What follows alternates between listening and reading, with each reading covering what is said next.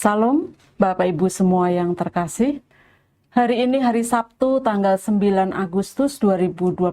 Puji Tuhan kita masih dapat berjumpa kembali. Renungan kita hari ini berjudul Upah di Kekekalan. Firman Tuhan kami ambil dari Injil Matius pasal yang kelima, ayat yang ke-12. Demikian bunyi firman Tuhan. Bersukacita dan bergembiralah, karena upahmu besar di sorga. Sebab demikian juga telah dianiaya nabi-nabi yang sebelum kamu. Seorang pemuda berkata, saya orang Korea. Lawan bicaranya menjawab, mana mungkin, kamu pasti orang Indonesia. Pemuda itu berkata, loh Pak, saya benar orang Korea. Dan dijawab lagi oleh lawan bicaranya, muka kamu memang seperti orang Korea, tetapi cara kamu berbicara tidak mungkin kamu orang Korea. Itu adalah kejadian sesungguhnya ketika anak lelaki pendeta Yu Jae-guk, misionaris dari Korea bersama istrinya, yang rela menyekolahkan anak-anak mereka di sekolah negeri, sehingga kedua anak mereka benar-benar fasih berbahasa Indonesia seperti anak-anak Indonesia lainnya. Kini mereka berada di Korea dan mengajar bahasa Indonesia. Sementara anak-anak misionaris Korea lainnya banyak yang dikirim ke USA. Kedua anak mereka mengikuti ayah ibu mereka menjadi bagian dari negeri kita, Indonesia. Keluarga misionaris Korea ini menghabiskan waktu 24 tahun di Palu sampai hari ini.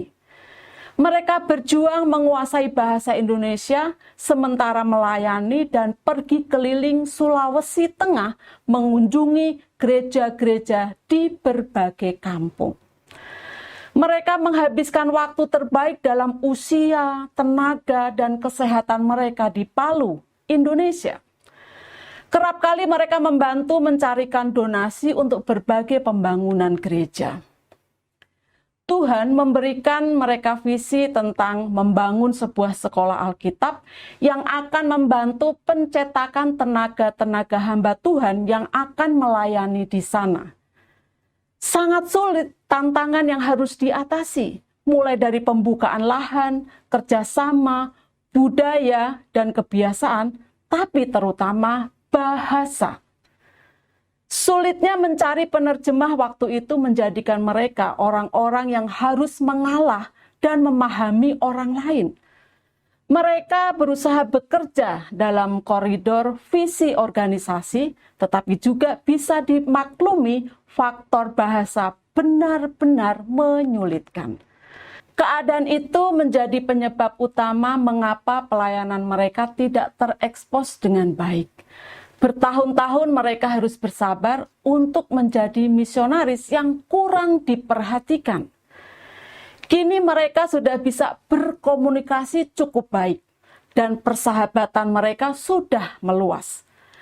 Misionaris yang diceritakan di atas telah mengorbankan waktu, tenaga, dan materi demi pekerjaan Tuhan. Pengorbanan dalam pekerjaan misi adalah bukti kasih kita kepada Tuhan dan jiwa-jiwa yang terhilang. Meskipun seringkali harus dibayar dengan air mata, kesulitan, bahkan nyawa. Namun, setiap langkah yang diambil untuk memberitakan Injil tidak akan sia-sia. Karena Tuhan melihat dan menghargai setiap usaha yang dilakukan demi namanya. Seperti tertulis dalam Matius 5 ayat yang ke-12. Bersukacitalah dan bergembiralah karena upahmu besar di sorga. Sebab demikian juga telah dianiaya nabi-nabi yang sebelum kamu. Tidak ada pengorbanan yang terlalu besar bagi kerajaan Allah. Sebab mereka yang setia dalam pelayanannya akan menerima mahkota kehidupan. Ketika dunia mungkin tidak mengakui jerih payah kita, Tuhan sendiri telah menyediakan upah yang kekal. Kata-kata bijak. Tunjukkan kepedulian kita kepada jiwa-jiwa dengan terlibat di dalam pelayanan misi Tuhan. Bapak Ibu, mari kita berdoa. Bapa di sorga, tolong aku agar memiliki kesempatan untuk mengambil bagian dalam pelayanan misi. Beriku hati yang mau berkorban bagi misi. Dalam nama Tuhan Yesus aku berdoa dan bersyukur. Amin. Puji Tuhan, selamat berkarya. Tuhan Yesus memberkati kita semua. Amin.